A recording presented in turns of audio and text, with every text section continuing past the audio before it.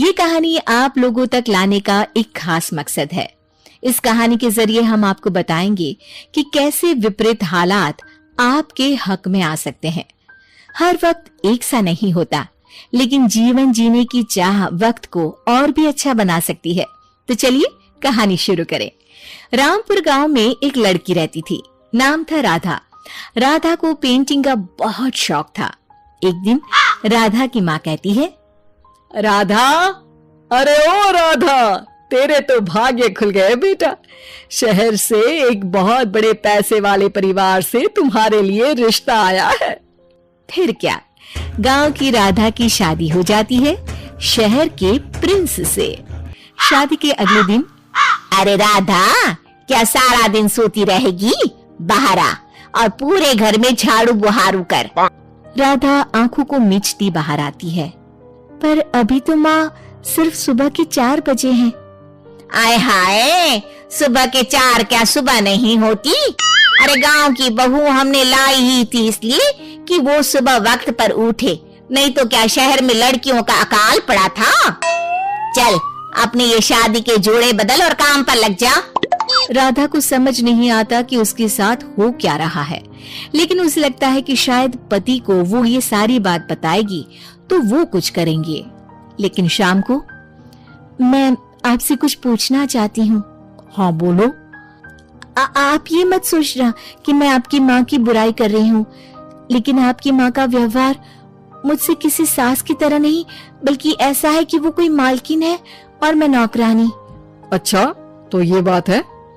वो कमरे से बाहर जाता है और सीधा माँ को ले आता है। माँ देखो तो, ये मुझसे आपकी बुराई कर रही है। कहती है कि आप उसे यहाँ नौकरानी की तरह रखते हो। अच्छा, तो ये गांव की गवार हमारे घर में लड़ाई करवा रही है। अरे मेरे बेटे को मेरे खिलाफ ही भड़का रही है। ज्यादा दिमाग लगाई ना तो घर भेज दूंगी और कर दूंगी अपने बेटे की दूसरी शादी, समझी? अरे भेज ही दो माँ, तब इसका दिमाग ठिकाने आएगा। और वैसे भी मेरे लिए लड़कियों की कोई कमी नहीं है। प्रिंस के मुंह से ये बात सुनकर राधा परेशान हो जाती है। उसे समझ नहीं आता कि वो क्या करे। अब सारा दिन घर का काम करना, खाना भी उसे उसकी सास एक वक्त का ही देती। लेकिन एक दिन, माँ, ओ माँ, प्रिंस एक लड़की को साथ लेकर आता है। अरे बेटा, ये सुंदर सी लड़की कौन है? बस कपड़े ही छोटे हैं इसके, बाकी तो परी लग रही है, परी। माँ, ये मेरी दोस्त है। आज से ये मेरे साथ मेरे कमरे में रहेगी। राधा, तुम अपना बिस्तर आज से ड्राइंग रूम में लगा लो। भले ही राधा सीधे साधे परिवार से थी, लेकिन इस बार उसके आत्मसम्मान की बात थी। वो पति से कहती है, देखिए जी, ये गलत है, आप ऐसा नहीं कर सकते। अरे वाह, तुझे समझ भी है कि क्या सही है और क्या गलत। समाज में उठने बैठने लायक भी है क्या तू? फिर वो उस लड़की से कहती है, आओ आओ बेटा, मैं आरती लेकर आती हूँ। लड़की मुंह बनाकर कहती है, राधा, तुम अब इस घर में नहीं रह सकती हो। प्लीज मुझे यहाँ रहने दो, मैं एक कोने में पड़ी रहूंगी, सारा काम करूंगी और तुम लोगों की जिंदगी में कोई दखल नहीं दूंगी। ठीक है, जा, अब यहाँ हमें परेशान मत कर, समझी? राधा अपना सारा सामान लेकर दूसरे कमरे में चली जाती है और अपना तनाव कम करने के लिए पेंटिंग बनाने लगती है। अब राधा सारे घर का काम करती और अपने कमरे में जाकर चुपचाप पेंटिंग करने लगती।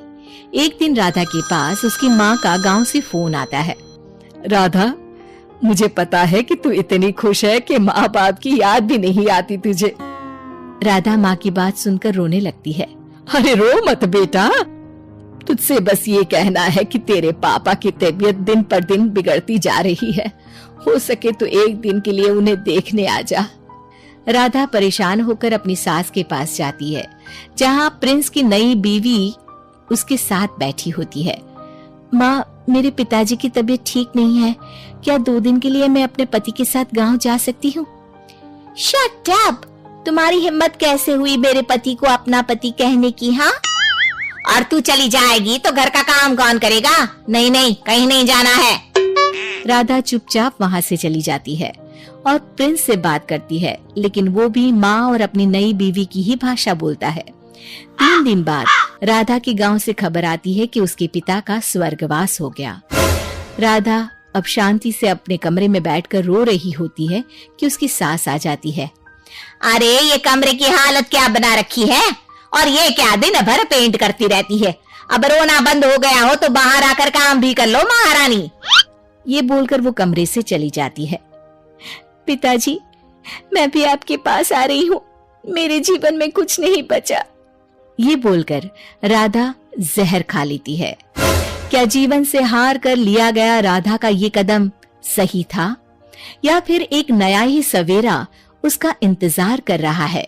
देखिए कल के एपिसोड में।